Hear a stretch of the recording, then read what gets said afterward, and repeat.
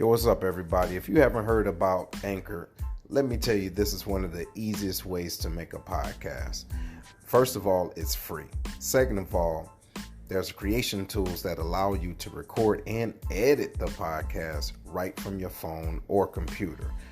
Third, Anchor will also distribute for you so it can be heard on Spotify, Apple Podcasts, and many more. Then you can also make money from the podcast with no minimum listenership. It's everything you need to make a podcast in one place. So download the free Anchor app or go to anchor.fm to get started. Trust me, you won't be disappointed. Later. How do we know we live? Welcome to The Lion's Den with Seth, a podcast where progressive men and women can learn and teach each other the ways of the land. The Lion's Den is where royalty comes to council. Ladies and gentlemen, your host, Seth. Yo, what's going on, everybody? Want to welcome you to another episode of the Corona Files. How y'all feeling? How you feeling? Man, it's Wednesday. These weeks are now starting to seem like they running together, right? I woke up the other day, thought it was Friday. Maybe because it just should have been. I felt like it should have been, but it wasn't. But nevertheless, we want to welcome y'all to another episode of the Lion's Den, and we're going to be talking about thinking outside the box. So keep in mind, we're completely in tune to what's going on right now with civil unrest. We do know that. The thing is, we want to make sure that we are creating the space to allow you to understand that with the destruction, either emotional, social, the physical destruction, there's always a chance for a rebuild. Okay? Sometimes things have to be broken down and, figuratively speaking, burnt down to the ground just so we can realize what we do have, so you can see the big picture and then to build up. So in order to do that, sometimes you have to think outside the box. Now, with us being at home right now, what we have is a lot of opportunity to think and to think different. And that's what this episode is going to be about. So I want to welcome you to that. But before we go into what we normally do, got to holler at my crew. All right. So Will, brother, how you feeling, brother? How you feel? What's going on, man? I'm blessed. Liking the conversations I've been seeing had. Looking for that action, though. Looking for that action on the horizon. Looking forward for this show. Hey, we come from a down south southern view. We got some farmers and things in the family, so I'm looking forward to hearing the brother's perspective and just giving me some insight and seeing what we can do to capitalize off of skill sets that we can do, that you can do. Hey, welcome to the den, baby. Right on. And again, everybody, just if this is your first time, want to say welcome again. But if this is not your first time, you know what it is. Make sure you share this. This is some good information. You never know who may be interested in agriculture, excuse me. But you never know, right? You never know what an individual may be interested in. So make sure you share this. This is going to be some real good stuff today. Foots, how you feeling, bro? I'm good, bro, man. Everybody, welcome into the Lion's Den, man. So good to be here, to be around talking, to have this conversation with my brothers. And I'm really looking forward to hearing my brother and what he has to share tonight. I just am. I'm ready. I want to hear this. Right on. Something different. Right on. It is. And listen, this is the first time we done had a straight up real life cowboy. And I'm going to be completely honest and ignorant. I'm going to let y'all know, I ain't think they really existed for real. Prior to maybe, listening to Bob Marley and understanding like Buffalo Soldiers, but it's a little different. But when I see like some Clint Eastwood and all that, I ain't never seen no brothers. You get what I'm saying? So in my mind, it wasn't real. So, but anyway, Herm, what's up, man? How you feel? What's going on, man? I'm feeling pretty good. First things first, want to give a shout out to General Charles Brown. We're living in history right now, ain't we? Mm-hmm. You know what I'm saying? Mm-hmm. It's a beautiful thing, and I love the way the force is going forward, so I look forward to great things with that. Man, day's been going good. We all know what's going on for social media and stuff like that. I'm looking forward for this opportunity, not to stop thinking about it, but just take a break and see about, hey, what can we do going forward? And that's why we asked Mr. Corey Lee to come onto the show, because, this is a whole nother side that a lot of the urban community really don't know much about or never really thought about, like agriculture, ranching, and when you think about the essence of it, it's where we came from.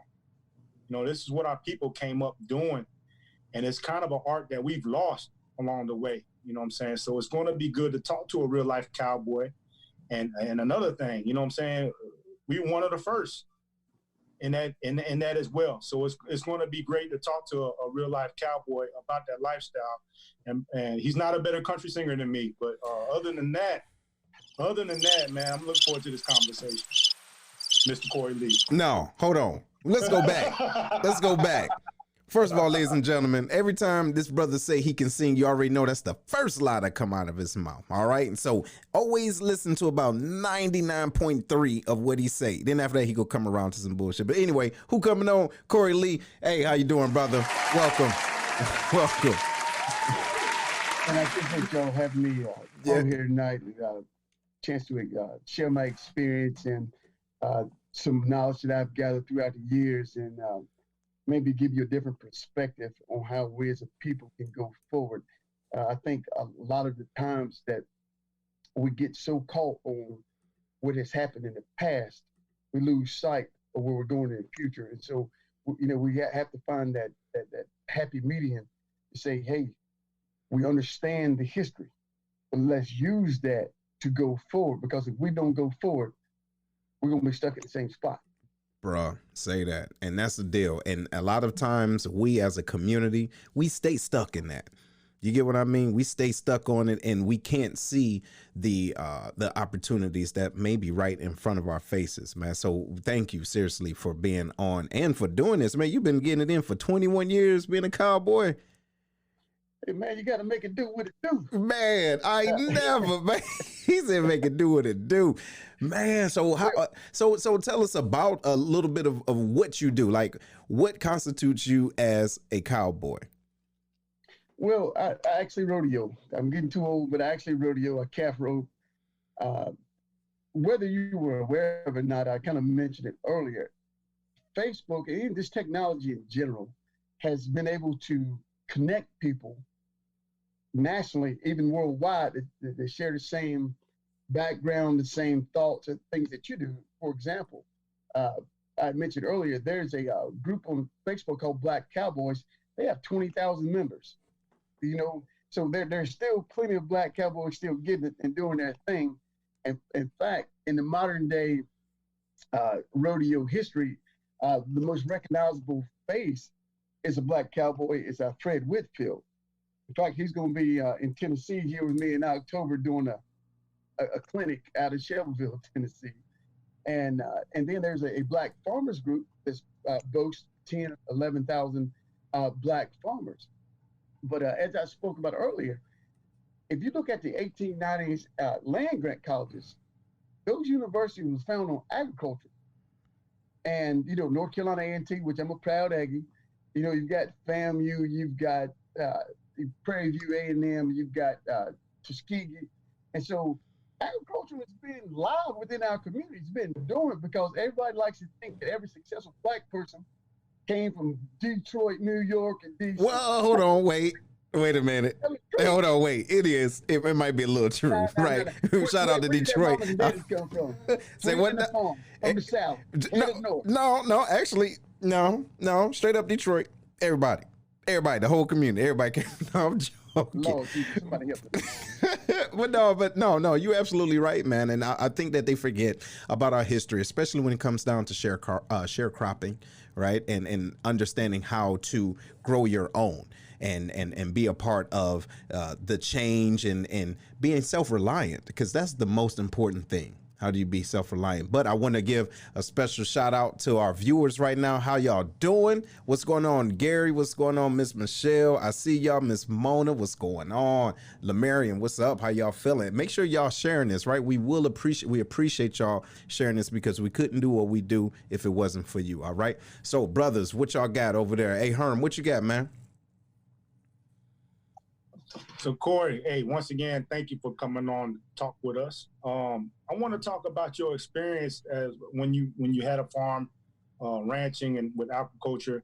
How did you get started into that business? And if there was somebody that was out there watching that might be wanting to get into this business, what advice you would give them, or what qualities do they need in order to be successful inside that business? Well, with the ability to be able to connect nationally, there's still a lot of land that's out there either for purchase or to lease. I would recommend to try to find some to lease. You can lease it for basically the tax value of the property, and agricultural taxes are a whole lot cheaper than what you would pay property tax in the city. And by doing that, it serves two purposes. One, you can try to figure out your craft and lower your overhead.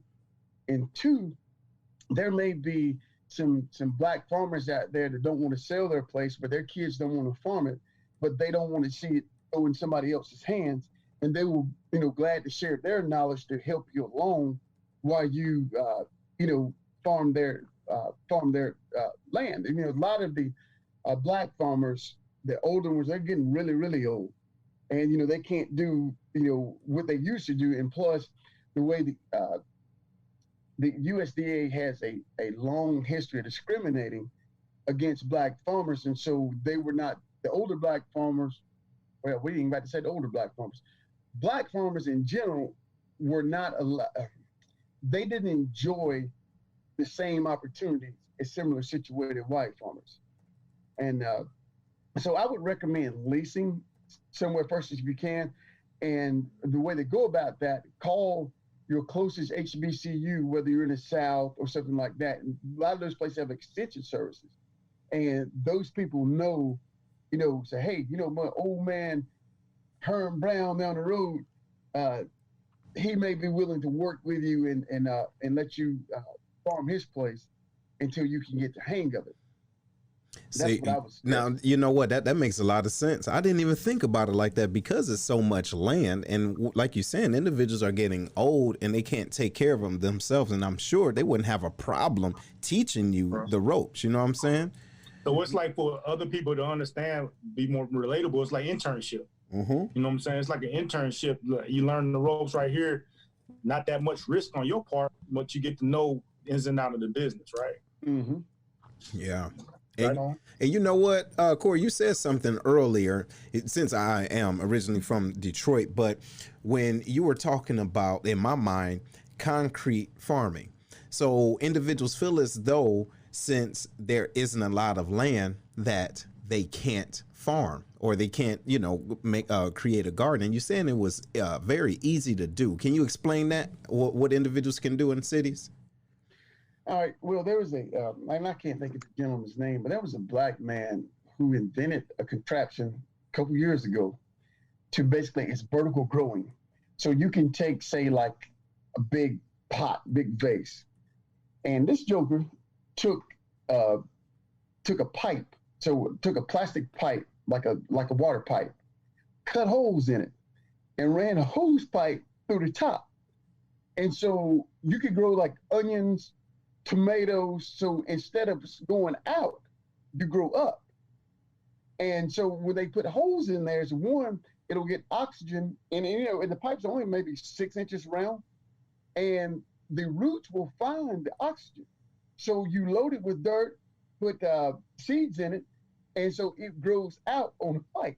Water comes down from the top. I think it's called hydroponics, maybe. Yes, it's hydro. Yeah. And that was a brother that did that. Mm-hmm. And so you can do it in the city. So instead of me having to grow an acre worth of, say, collard greens, I can put 10 of these vases out there and grow the same amount, growing straight up in the air. So you don't have to really have, a large thing of land to actually feed your community. Yo, and you know, that's innovation. That's innovation. And you know what? A lot of us know, well, not a lot of us, but there's individuals, especially our viewers, they understand how certain things are grown, right? And basically what you're saying, yes, that is hydro, right? But the deal is how do you create, you know, that type of, I guess, environment? And instead of looking at what you don't have, look and see what you do have. So that's incredible. That is incredible. So hold on. As a matter of fact, you had some questions out there, brother. Let me see. So individuals want to know if they can get your information later on. Yes, ma'am, Miss Sarah. We will make sure we can give you his information because she has some questions, right? As far maybe to get it in for herself. And let me see. And here's another question from Pink. Shout out to you, Pink. He wants to know, were you born into this trade? Or was it just something that you just decided to say, hey, I want to be a cowboy and start, you know, growing shit? We're like, what was that? How did you get into it? The first 10 years of my life, I grew up in the southern part of Virginia, right on the North Carolina line. And I grew up in the country. So like my cousins, they had ponies. We grew up poor. In fact, there was 11 of us in a 900 square foot house, 2 bedrooms. I mean, yeah, it sounds like something that your grandmother would tell you. But it actually happened. But yeah, in those times, is that like my mom? It was 16 of them, and her parents died when they were in the upper 40s, and so she was number 7, and she took care the 6 below her, 2 above her. And then me and my brother, we were all, you know, stuck in the same house, which was fine. But she had a sister that lived in front of her, cousins that lived always around us. But in those times, anybody in that neighborhood could tear your tail up if you got out of line.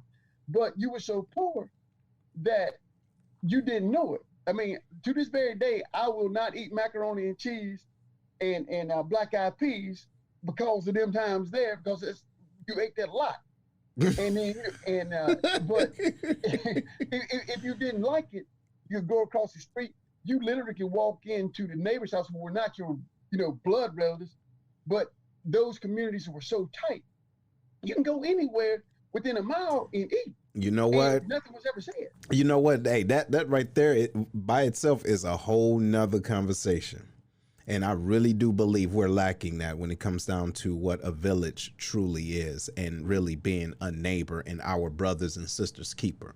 You get what I'm saying? So I just wanted to interject that. But so you got into it because what? It was just natural, or everybody was doing it, or that was just the way to feed all 100 of y'all in that house? What was it? It was a natural way of doing it. But, you know, again, you just say, if, you know, your mama or whatever, daddy had a job and they didn't get off the 5. You get a school bus. We didn't have to have babysitters because anybody in that neighborhood would tear you up. And, you know, we had common sense then, you know, you respect your elders and things of that nature. But in those days, you could actually, like, I was toting shotgun when I was 8 years old, going squirrel hunting when I got off the bus and stuff like that. And so that was just a way of life then. I wouldn't dare put a gun in an 8-year-old's hands. I ain't dead now. But it was just entirely different deal, you know, back then. And so I moved to North Carolina, I was 10. And so I went from really never seeing the larger community to moving into the larger community. Anyway, and that was a whole different vibe for me because I was like, you know, I ain't never really hung out with these cats. But then, you know, I kind of start, you know, they was like, hey, can you ride a horse? I'm like, shit, there ain't nothing I can't do, because I was already doing that in Virginia. And then it just went on from there. And I was fortunate enough to play professional baseball in the Pittsburgh Pirates organization. And wow. So we were in Billings, Montana. Hold on, wait. You just can't breeze over that shit. Hold on. Hold on, wait a minute. Wait. So you was riding horses, rodeoing cows and shit, right? Growing your own collard greens, and you just happen to play for the damn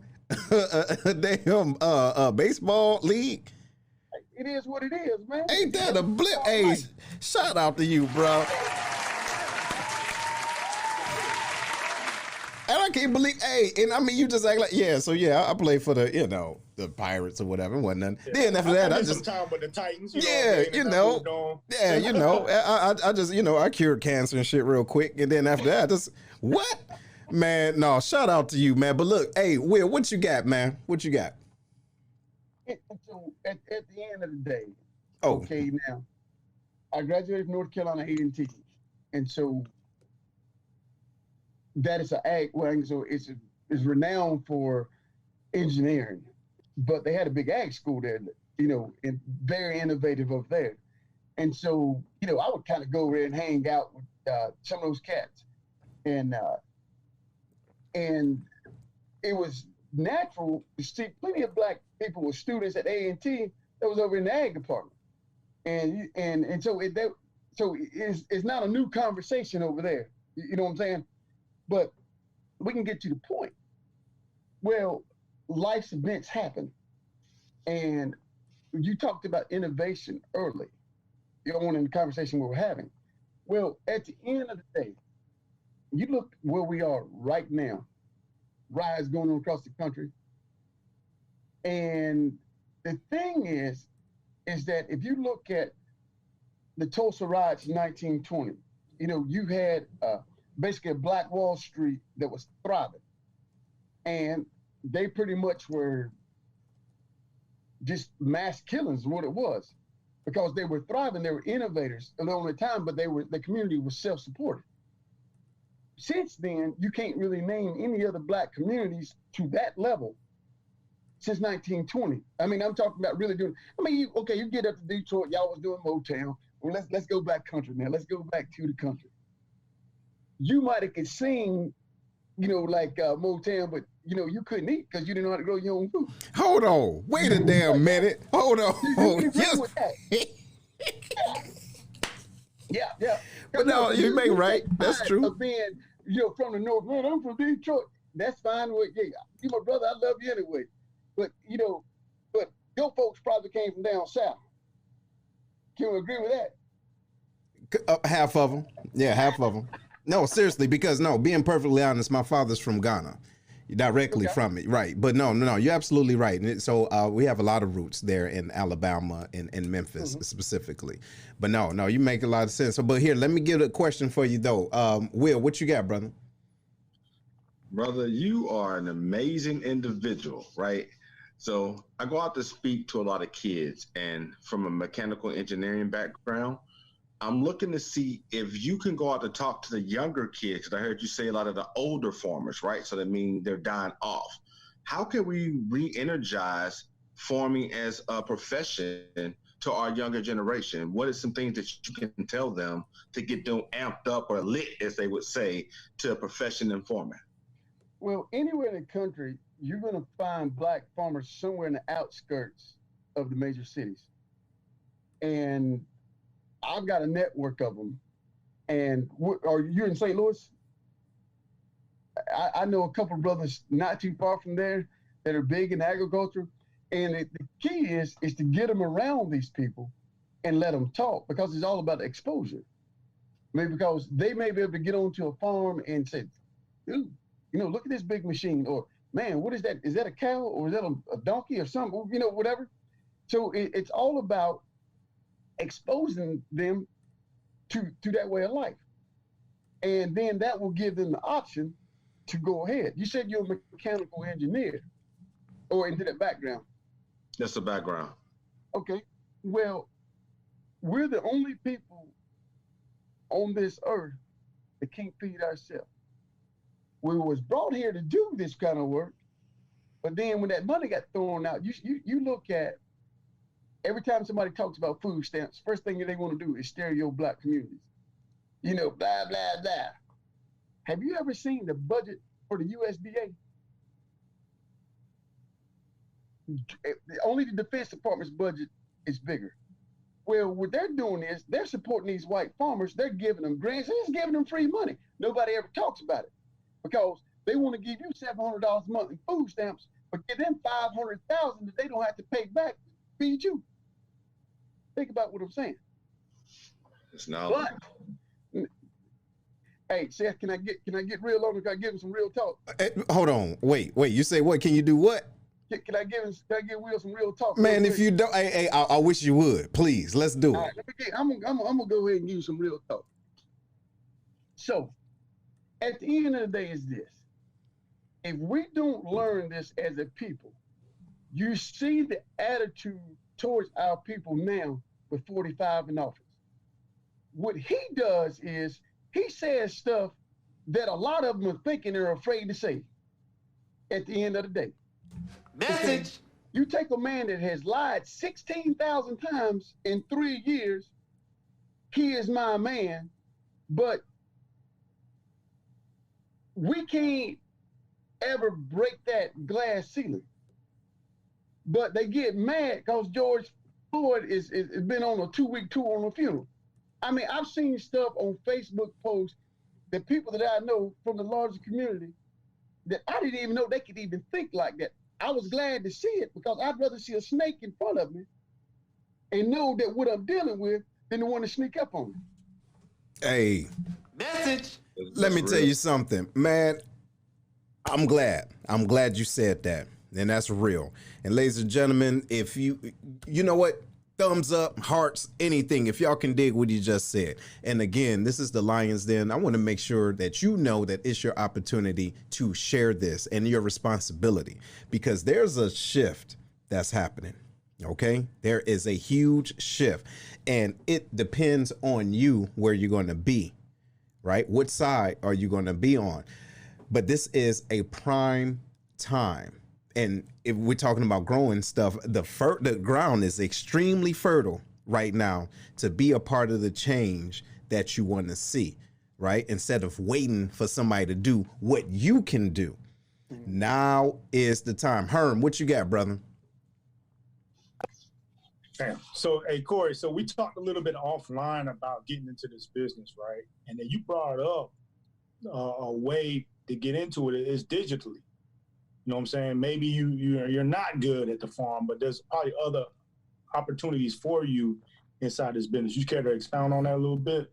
Yeah, sure. I mean, you don't necessarily have to be on the front line actually growing cattle or growing crops or row crops. You can have a distribution network. You know, if you know somebody like Seth is scared to get out the city, we can send food to him, and he can distribute throughout the community. So, you know, there are grocery stores. You know, so you don't have to be on the front line of this thing. There are ways that we can network as a community to make sure that our folks get fed. Just that simple. So, but the biggest thing is, from what I've seen, is that it's the trust factor. And that's where it gets slippery for Black people. Seth, I'm going to have to get real talk again. I'm sorry, bro, but he asked me. I represent Black farmers on discrimination complaints against the USDA. And the things that I have seen that happens to Black farmers, and then when you go to help, the biggest thing is the trust factor. Our people don't trust our people. And which is odd to me from the standpoint of, you remember, well, this is not too long ago, when the best conversations you would have all week would be in the barbershop. Because in that barbershop, that was the real talk. Yeah. Yeah. You're going to see people from all walks of life. Mm-hmm. You're going to see the lowest to the highest, doctors, lawyers, janitors, and everybody had some meaningful to put into a conversation. So you had the opportunity to broaden your horizons. So you're going to get somebody else's perspective from the educated, but you will find that the blue collar guy was probably smarter than the more educated. I'm around smart people all the time. The smartest people I've ever been around was at North Carolina A&T, because you took the city folks in their slick ways and the country folks in their slick ways, and you melted them things together. Oh, you had something there, bro, because you were able to put together the rule in the city, and it was definitely exposure that neither one would have never gotten. And that's what it is. You know, I'm glad you said that. Man, this is so divine, All right. This is so divine. And you know, there's probably individuals that wasn't really too keen on this subject, right? But they have to understand how things work. You have to be willing to think different and to expose yourself to different things in order to move differently. You get what I'm saying? And what you just said makes so much sense, because what I know from the east side of Detroit and what you know from the west side of, you know, either Georgia or Nashville or whatever the case it is, the common thing is love for each other. Okay? That's the common thing, right? And then once we can identify that, let's build on that trust. Like, hey, man, listen, this is what I heard about y'all Detroit cats. Is that true? Yeah, some of it is. It is. But at the end of the day, I love you enough to put that mess aside so I can learn from you. And are you willing to put whatever unconscious biases that you have so that we can, you know, come together? You get what I'm saying? So I appreciate you. Listen, we got a question, and shout out to Miss Lily Wilson. She asked, and we talked about it earlier, but she asked, how has Monsanto, now Bayer, yes, impacted the farm industry? Are they no longer an issue for those wanting to enter into the farming industry? So what's your thoughts about that? And because you spoke in that earlier, I brought it up, and you just put us all on game. But what you guys say about that? Well, the catch is this: that never was a hill for a climber, because typically in our community we never was invited to that party anyway. True story. I've been in it for a long time. However, what they were doing was this: basically they wanted to put a patent on their seeds. So if you bought seeds from them this year, and you know you had your corn to go up, what they wanted to stop was you taking seeds from those same corn stalks or cobs and growing corn for the following year without paying without buying from them. That's what they basically tried to do. They were not the only show in town, but that never really affected us because we never had a chance to get into that game.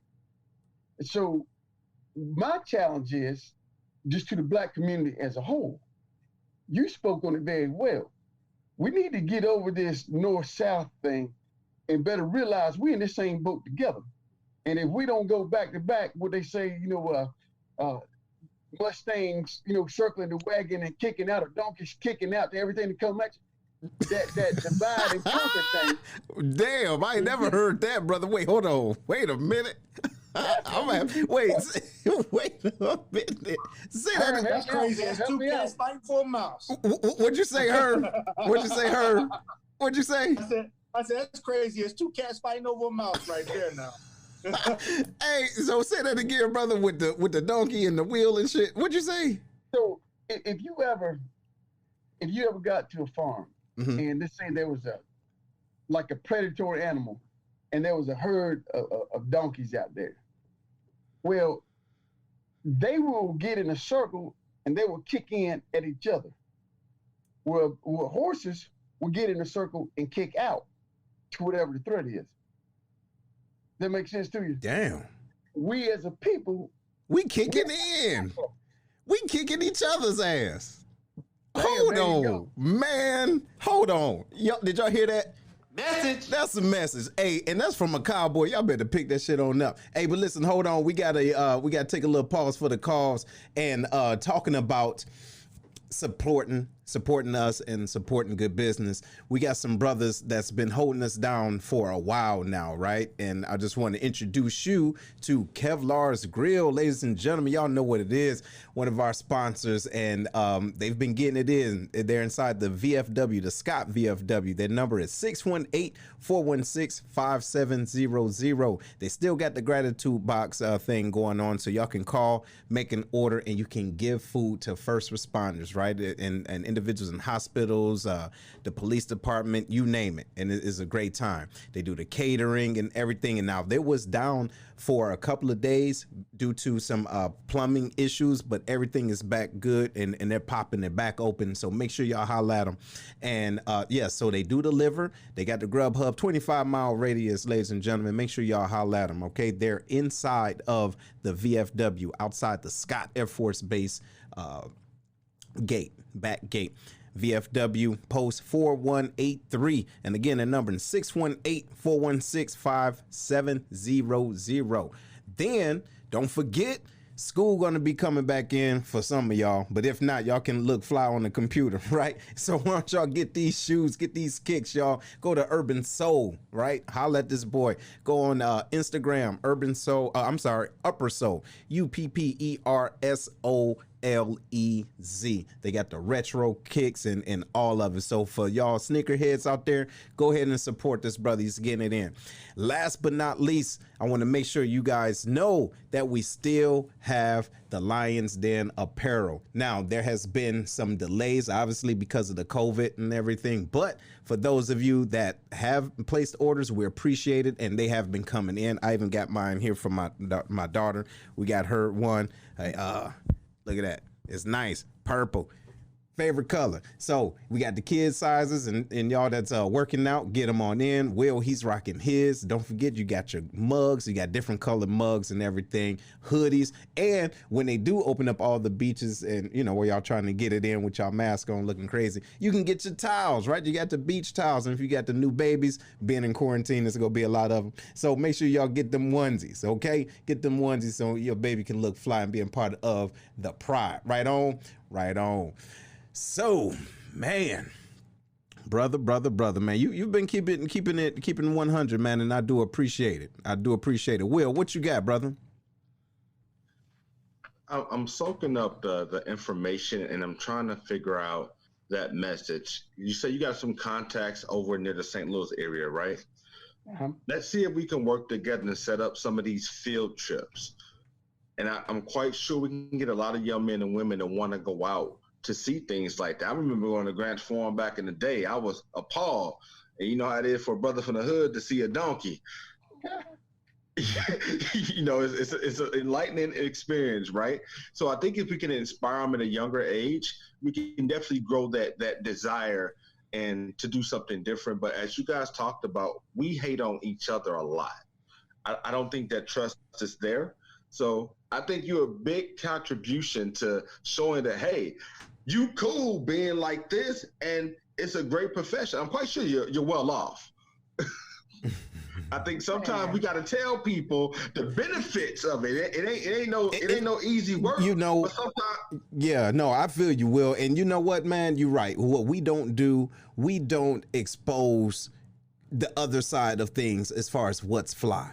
You see what I'm saying? We show, hey, no, it's fly to rap. And it's fly to be a basketball player. So our youth, they see what we gravitate to, what we show interest in. You know what I mean? Who we feel is, getting it in. But if our knowledge is only limited, you get what I mean? So we have to be willing to expand on what we think about farming, or cowboys. So what you think about that, Corey? Well, remember back in the late 70s, early 80s, you would watch the Cowboys play or whatever, and then they would interview a black athlete, and you couldn't really understand what he was saying. Look, okay, oh, now you done dropped the head on me. He done dropped the head on me, Herb. Okay, but now, damn it, it makes your chest swell with pride from the standpoint. You hear these young brothers talk now. Yes, I'm going to be an aerodynamic engineer. You're just like, wow, we have come a long way. That's true. In 20 years, we've come a long, long way. Last 40 years, a super, super long way. And so now I think that we're ready to fly. But we've got to keep each other from hating on each other. Yeah, I'm my own man. I'm tough in my own skin. Because I can go somewhere, I got on boots, stars, jeans, or whatever. You hear some of the young brothers and I look over and this kind of smile and say, hey, don't look at these boots, food. I was black long before you was. and but you run into that type of thing, but you need to take the time. But what I am finding is that this younger generation as a whole, they've been exposed more to mainstream. And I'm not saying conform to anybody. Be yourself, but you need to broaden your horizons to make sure you're not thrown in that same box. Because the only way, if you want to beat a wolf, you better live amongst him to figure out his ways. I mean, because I can tell Will, you better not do this, but Will, you gonna know it if you was amongst them and see it for yourself. Yo, man, hell. Woo. So hold on, I gotta give you another one. Message. People not digging that because, and Herm, I know you can feel this, but I can only tell you so much. But until I grab you, and you have to be willing too. So your mind got to be open to, to take this in, but I got to be willing to do my due diligence to take you under my wing and say, hey, now this is another side of it. I need you to experience this. I need you to see it. I need you to smell it. I need you to taste it. I need you to hear it so you can understand it. You get what I mean? No, that's real. That's real. Herm, what you got, bro? So, we talking about, our community hating on each other a lot, right? And I feel it, man, because even on my own show, man, they hate on my skin complexion and my singing ability. So I get it, man. We need to start doing a better job making sure we uplift each other instead of hating on each other all the time. You know what I mean? But, hold on, wait a minute. Wait, no, hell no. No. To the hell no. Put a comma in it. Wait, put a comma. First of all, Court, I need to let you know this brother feels somewhere in his infinite wisdom that his complexion is equal to mine. I'm sure everybody can see that, they shit's in color right now, right? But for some reason, he feel as though not only can he beat Mike Tyson ass, but me and him can pass as like. Hold on, clarify. And today he can beat his ass, and he feel as though we can pass for like brothers, twins. He owes you two right there. Say what? Bruh. He nothing. Mike Tyson go whip your ass, and brother, you can't get it. You can't get it. So you're not one to man. Get to your damn point, bro. Check this out. So, speaking of change and being with the Wolves, know how they move. I'm noticing a shift in that culture as well. You know what I'm saying? As the younger country generation white country generation comes up, the music is changing. The country music is changing right now. It's coming more to pop, and it's even also more accepting to other outside influences. I'll put it that way. And just now recently, we talked about earlier, NASCAR dropping Confederate flags and sending out, they said everything but Black Lives Matter. Do you see that bleeding over to the agriculture, ranching industry as well? Because I know that's closely related. Oh, Lord. Seth, you messing with me again, but I'm going to break it down. I want you to hear me, and I want you to hear me good. Hey, do it, brother. Okay, now, as I told you earlier, every dime made in NASCAR is through sponsorships, all right? So we got that point. Well, there's a report called the Target Market Report. And so if Black America was its own country, it would be the 8th wealthiest in the world. So that translates into, hey, they've got an economic value to us. Now they raising all kinds of hell and says, no, we're not going to sit back and wait for us to change. You either going to change or we're going to pull our dollars and do something else. Technology is making it easier for us to communicate. Because before, without being on Zoom, I never would have had a chance to talk to y'all. Okay? So then you could keep me into that proverbial box we've been talking about all show. And so now, when we can share ideas and say, look, I'm not mad at anybody. But doggone it, I want to be able to feed myself. And for the next revolution, I want to be able to say, hey, you know what? I got my own steaks. And I know how to get them. Because eating is a necessity. It ain't like a pair of Air Jordans. Even though we'll go kill each other for a pair of Jordans, we won't kill each other for a steak. We got to eat these steaks. You know, we got to eat some vegetables, steak liver. Okay, and what was the second part of that, huh? You hit me with the NASCAR. What was the other part? So I was talking about how the generation, it appears to be changing. There was a country artist that came out and made a song called Black Like Me. You know what I'm saying? And Kane Brown is coming out, made a song years ago when we're talking about back when you started listening to country music. Long time ago. You see how he did that? You see how he did that shit though? Corey, you see how he did that? You would never hear a song like that. Remember Brad Paisley's Welcome to the Future? I don't know if you ever heard that song, but it raised all kind of hell because he started talking about race in that song. So I know that, you know what I'm saying, there appears to be a shift that's slowly but surely happening with these younger artists. Do you believe that it's going to translate into the agriculture of the ranching community as these older folks get older and leave and the younger people come in? Seth, I got to give it for real one more time. Go on, sock it to him. Shit. All right, this is the catch. You ain't got to ask for nobody's acceptance. Before, they were the gatekeepers. Technology has changed all that. Why do you think NASCAR folded today? Damn right. Hit the goddamn message button. Bruh, you right. You right. Message. Hey, because, bruh, yeah, 2 times. Hold on. You right. Listen, man, listen. That makes so much sense. Hold on. I just have to jump in there.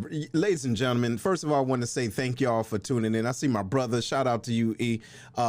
Everybody, y'all. Look, thank y'all for being on. But this is the key, though, y'all. We got to realize that stop waiting for people to do what you can do. Stop waiting. Lord have mercy. Why are you waiting for a leader? Why are you waiting for somebody to teach you? Listen, brother, I didn't fix my car. I don't know how many times just by looking at YouTube. I didn't say hundreds of dollars. First of all, I haven't been to a barber shop to cut my own hair in like maybe 7 or 8 years, just because I took the time to learn. You get what I'm saying? We can do so much, but we have to stop being so reliant on the next person. But go ahead, brother, to your point with the NASCAR. Well, with technology now, we've got a way to communicate. And so even in the country field, I'll give you the best example right here. So you had Charlie Pride, right? So, man, I know that's too old for you, but that's fine. But let me give you this fact right here, because I'm going to expand on this fact. Other than Garth Brooks, Charlie Pride has sold more albums than anybody in country music history. That includes George Strait and Johnny Cash and the rest of their heroes. Damn. In fact, they don't give him the same credit as they do of these old so-called other B outlaws. Okay. So now we go to Jimmy Allen. So that's up in your generation right there. Brother, sings good. I didn't even know the dude was black. Listen to him sing. I had no idea. It took me 4 months listening, and then somebody told me, said, he's black, don't you? I said, well, no, I didn't. but anyway, as you stated before, the shift is happening. But here in Middle Tennessee, I'm bringing that guy we spoke about, the most famous cowboy going right now, Fred Whitfield, brother. I'm bringing him to Tennessee to put on a clinic there.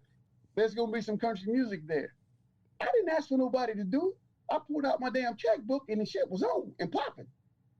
I'm not going to sit back and ask somebody, can I do this? It's like you shouldn't ask me, well, cool. We got to eat. What we going to do if they cut off the grocery stores? This stuff starts jumping at $20 a pound for ground beef, which is at $10 now. We ain't got to ask for them. We ain't got to ask for nothing. We got our own cows. We got our own land. I'm going to feed you. So what? Don't let them put you in a box. All you got to do is pick up the phone, and if I can't figure it out or somebody else can't figure it out, we can get on these Zooms. Somebody's going to figure it out. Because as Seth says, if you wait on them, I ain't gonna say just them. If you wait on anybody, white, Hispanic, Indian, you wait on anybody, don't let your dreams die because you wouldn't take that first step. Message. Damn. I mean, it is. The deal is this. I feel blessed because I've been able to do a lot in my time here. I mean, I'm one of them people spontaneous. If I feel the urge, and Get if it. I think I can do it, Get it. I'm gonna go and do it. But it ain't gonna be because I didn't go out there and try it. My biggest regret in life right now is that I didn't play college football. I was much better in football in high school than I was in baseball. Just pro baseball worked out. I mean, how it went down. But I sit back to this day. I love watching college football, and I'll sit there and go, man, I could have been something professional than that. And I ain't kicked it yet. And it's been that much shit for 30 years. And I still ain't over it. Since then, anything that I thought I wanted to do, I would figure if I didn't have the resources to do it, I'd find out how could I get in just enough and find out what was really there, and I'll make my own opportunity. Wow. I tell you what, I'm not gonna ask you. Hey. I'm not gonna ask to be accepted by nobody. Right. Put it this way: if I decide I want to do it, you gonna slide over, or you gonna get out the way. But standing on my neck ain't gonna work, bro. Hey. I'm just saying. You know what? And I love that spirit, man. And I think if we all, I don't know, man. And I'm gonna get to you, Will, because I know you got a question. But it's almost like I wish if we were able to identify that type of energy, right, within the community, but then say, hey, I'm ready to ride. If you're ready to ride, let's get this plan together. And then let's mobilize. You get what I'm saying? Let's do that, because other than that, you got so many individuals that want to be a damn chief, right? And everybody want to do this. I want to do this. And then we're divided, right? All we have to do is find a common goal and say, hey, I may not be able to do what you can do, but I can do this. So let what I can do help you out when you need me. Like, for example, we have so many individuals that's trying to organize and have all these ideas. Let me say, hey, we have the Lions Den right now. We believe in what you're trying to do. You have a voice that we don't have. Come to the Lions Den, and then we can help not just your community, but expand, the audience. It's being able to be willing to come together and say, well, no, I'm only go do this. You either jump with me or you get out my way. No, because then you realize it's power in numbers. It's power in numbers. So at the same time, at the bottom line, we have to find a common goal of love and then build the trust and be able to move. Will, what you got, bro? Hey, brother, you're really iconic, right? So for those people that are watching, probably never seen a brother that's in the agriculture field like yourself. Take us through a day, an average day in your life. Oh, no. Well, I get up at 4 o'clock every morning. I get up and go. I've got some horses not far from where I live. I get up and go feed the horses. But the reason why I get up and move so early, all the world is quiet at that time. My phone ain't blowing up off the hook. You got a little time to think about things that have happened, things that are going to happen. But most importantly, you got a chance to talk to God in the meantime. Because what you find in my line of business, there's very few of us in there. And when I tell you, they come at me all the time, one way or the other, because people like things to shine. A dog barks at moving cars. How many times you ever seen a dog bark at a car just sitting in the driveway? Don't happen. Oh, hey, there we go, Chef. Put the mute button on. Hey, if a cat get his tail caught in a rocking chair, it's gonna holler. Man, if you don't set your ass up. But that makes sense though. That makes sense. It's like, for real. Seriously. You got to get moving. You're not a threat if you're sitting still. Damn. You're not a threat if you're sitting still. Damn, man. I've got something I want to do. And then this is what they do, you ain't making them think about it. I'm not asking you for nothing. I'm going to do what I'm going to do. So I'm not even saying we even got to share the same room. Only thing I'm going to say is this. I'm not like that boy that you thought you had a little, you had power over in the 7th grade. You know, I believe in Jesus, but I also would tell you that the Old Testament was part of the Bible too. I mind my own business, but don't bring that mess over here, because I ain't going out like that. You do your thing, I'll do my thing. I don't need you, you don't need me. We can coexist. This is why I love Southern people, man. That's why I love country folk, man. Do not get sideways. We come in peace, but we'll leave you in pieces. You know what I'm saying? I love it. I love it. That was a better one. Did that hit? Did that hit? Yeah, that hit. Okay. That hit. That's working, because the cat and the hollering shit. No, that was whack. But look, hey, but you know what though, Corey?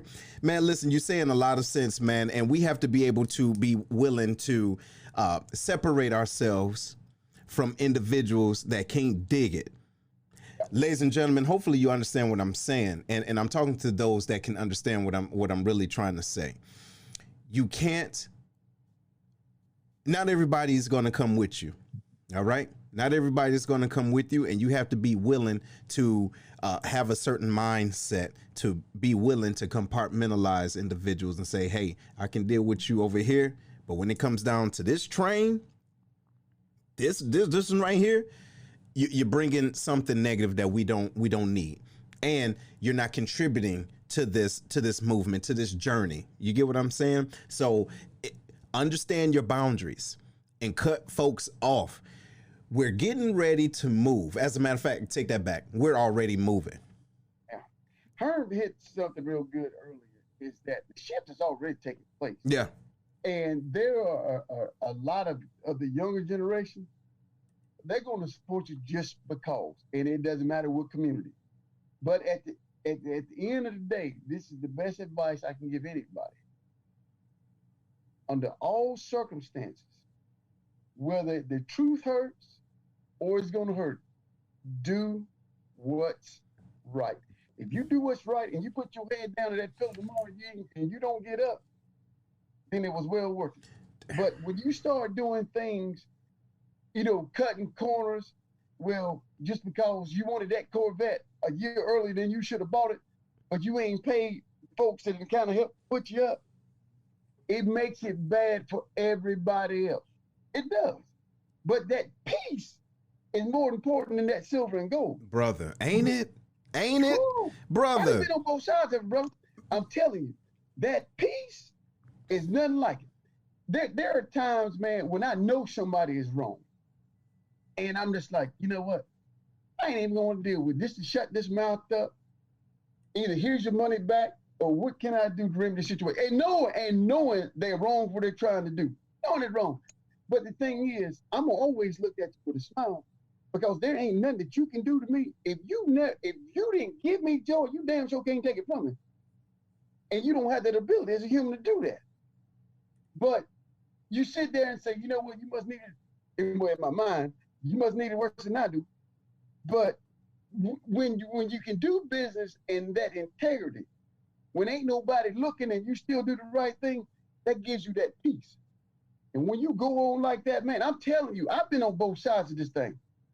And in my older years, when I go to sleep at night, man, and this is weird from the standpoint of, I feel like my grandma, my older uncles, whatever, like, man, they always watch the news and stuff like that. I don't even watch regular TV. I watch sports, but I watch the news. Here, the last 3 or 4 months, I'll watch old sermons on YouTube more than I watch the news now, because the news has got so doggone disheartening. Ain't it horrible? Yeah. It's a mess. It's rough. Yeah. But you will find more answers to life questions in them old sermons. Man, there's some good cats out there. I mean, especially them older ones. You can find the ones from the 90s and early 2000s, and them Juggles Hooping. They answer a lot of my life's questions. But that's for me. I can't tell nobody about their own salvation, but I'm telling what works for me. And that peace is something, boy, that I was long missing in my life. But at the end of the day, if I call us a Seth, Herm, Will, you know, we've got 500 people in our community. Ain't nobody here rich, but I know the price of ground beef is $10 a pound. Government only throwing out, if you're self-employed, $600 a week. My rent's $1,400 a month. You can't make ends meet. But if I can relieve this pressure and say, you know what, I still can live pretty good, but I can let y'all eat at last year's prices. I don't want to see nobody's kid. Never forget that. I don't want to see no man, I don't care what community he's from, sit there and starve. That ain't right. I mean, that ain't what we here on earth to do. I mean, you can take all the politics out of everything. If you do right, the blessing's gonna flow. But the catch to it is this. Will, this one's for you. Well, you go to Malachi. When God decides to bless you, and I'm gonna tell you right now, I'm living it right now as we speak. When he opened the windows of heaven, you cannot get out the way of them blessings. Man, I didn't learn how to try to get into the flow of his blessing. And when I tell you things are well around here, it ain't because I was something special. It's because I changed me. And I got a long way to go. No. Now, I ain't even gonna try to get it twisted myself. But when I changed as a person and made sure under all costs to do the right thing, even when it hurt, have compassion for everybody else, opposed to, I'm gonna hit Farrakhan with you right here. I saw a speech of Farrakhan, he was preaching in a Baptist church. Most profound statement I've ever seen. Talking about Peter. You gotta first remove thyself. That's a mouthful to a believer. And when you can take yourself out of the equation and say, you know what, I'm in good health. Herm can't feed himself, even though he think he can beat Mike Tyson. Waterhead, I got to make sure my brother eats at the end of the day. I mean, even if I had to give it to him, even if I had to cut what I had in half, you better be about that kind of life. Ooh. Don't look at it that, man, I'm only gonna make $1 a pound off Herm. And Herm sitting over there looking like he from Ethiopia. No, I'm gonna make this joke easy if I got to give him mine. That's where your blessings come from. All this other stuff, man, look at Job. Took everything he had, lost his whole family in a whirlwind. That double for his trouble. And I ain't trying to get, I ain't mean to turn this into a sermon, but it's some real talk. You know what? Let me tell you something, brother. and I know this is your first time on the Den. This is so weird, man. This is so real. But everything, I promise you, it seemed like, and y'all, hey, the Den team, y'all let me know if I'm wrong, but these last maybe 4 shows has really been divine, meaning they have all been connected to something. Keep in mind, brother, you've been getting it in for years. I guarantee you've been getting it in for years, but the timing is so impeccable right now, because this is a time that we have to really identify with us and help remove those frivolous things that we felt as though we needed or that identified us, which isn't true. You see what I'm saying? Then this gives us time to identify what we recognize as truly important. Is my brother truly important to me? Do I really care about this person the way I say I do? You get what I mean? It's like that. So what you're saying right now, it's not about religion, in my opinion, right? Because I'm not a religious individual. However, I understand truth. I understand what the ego can do. You understand? I understand what love can do and can't do. You get what I mean? And this is what we want to make sure individuals know on the show. But hey, brother, let me give you one last word. What do you got for our audience, man, before we wrap it up? What you got? If you get a chance, we're rolling out our beef model. is that if you'll send them when you do your post-production, the email to our website, I'm able to feed our people at last year's prices. I'm going to be fine regardless. But I want you to, I ain't going to say you, but I want our people in general to open their mind. You're going to eat anyway. If you will buy from me, my company, I will be able to go to your North Carolina A&Ts, your Tuskegees, the Prairie Views, and write a check for the next generation. It ain't about me. I done told you that before we even got to this part. When I learned that it never was about me, I was just crazy enough to do the job, then everything else fell into place.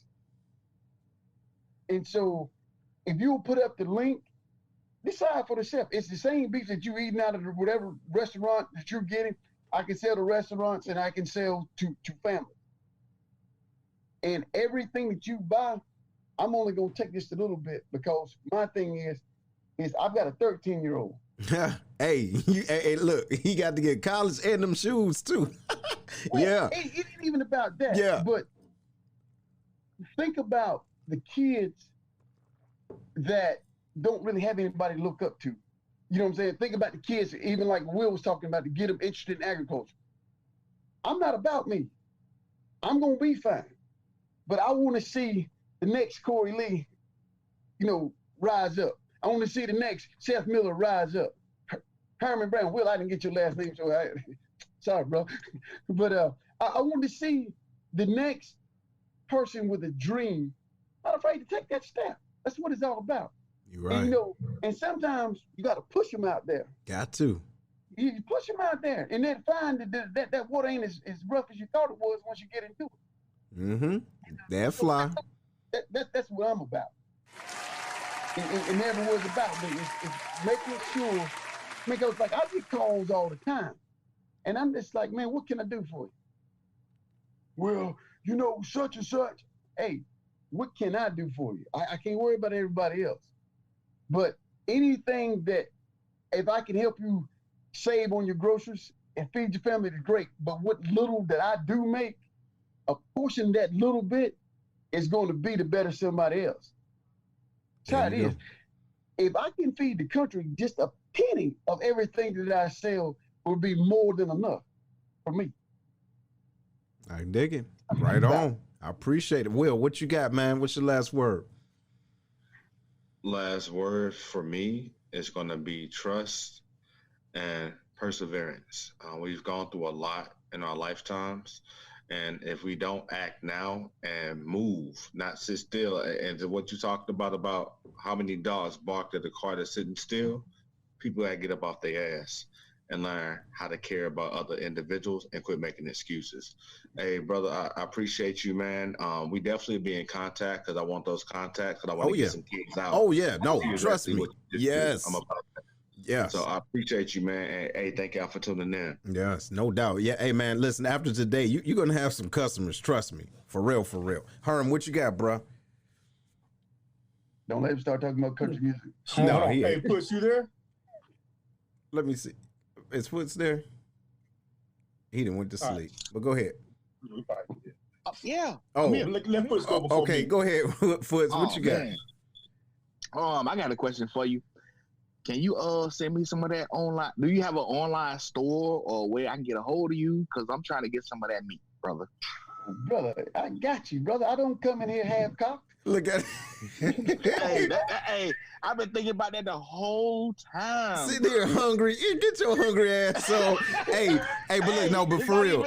No. But for real, yeah. For real.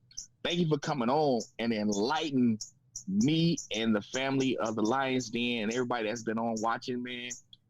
You have truly gave us an inspiration, man. You showed me another part I didn't know about that we out here doing as brothers and sisters. Right on. Yeah, that's true. I appreciate you having me, man. No doubt. Go ahead, Herm. So I had to let Foots get in there with the crickets and all the electronics. Yeah, you heard it. Then the AC popped on for no reason. Yeah. Hey, so my message out to people is that I really hope that they really listen to this. I was excited about you coming on, Corey, just because I knew what your background was about. you was going to bring a different perspective to the show. But then I also knew that you was going to drop certain gems, and you didn't disappoint. I really appreciate that, man, because the thing is, people need to hear that.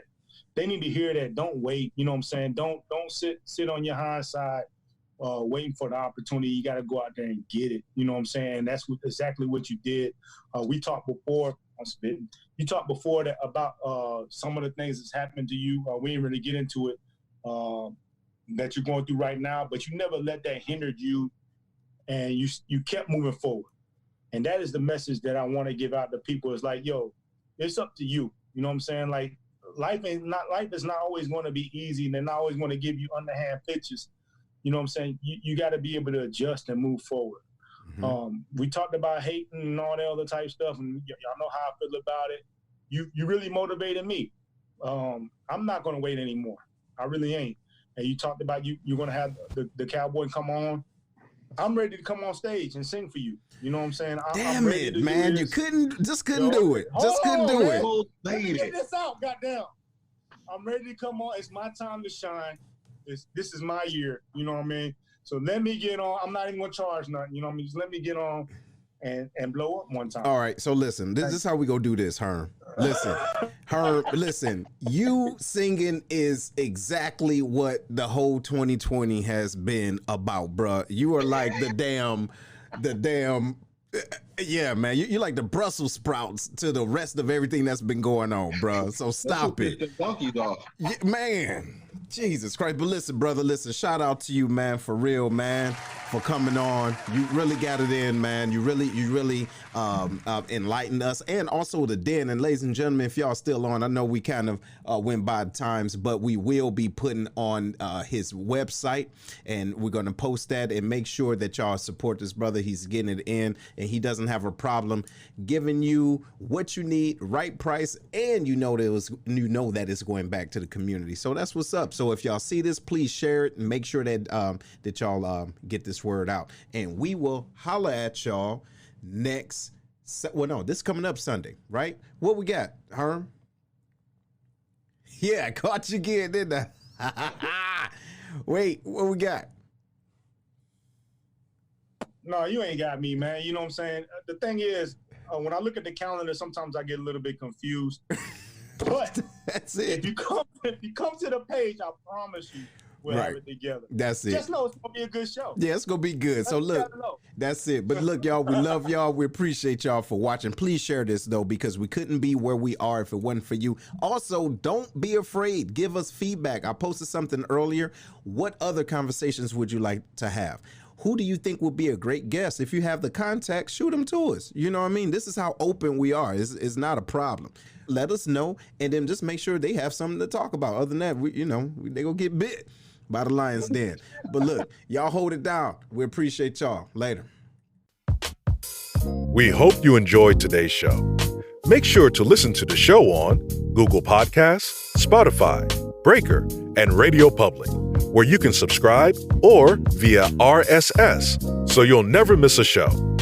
While you're at it, if you like or dislike this episode, we'd appreciate your feedback on Facebook at www.facebook.com/Lionscast. Check out the book, The Black Collar Mindset, The Art of Strategic Thinking, on Amazon, or www.theblackcollarmindset.com, a manual to maneuver through life strategically by holding yourself accountable.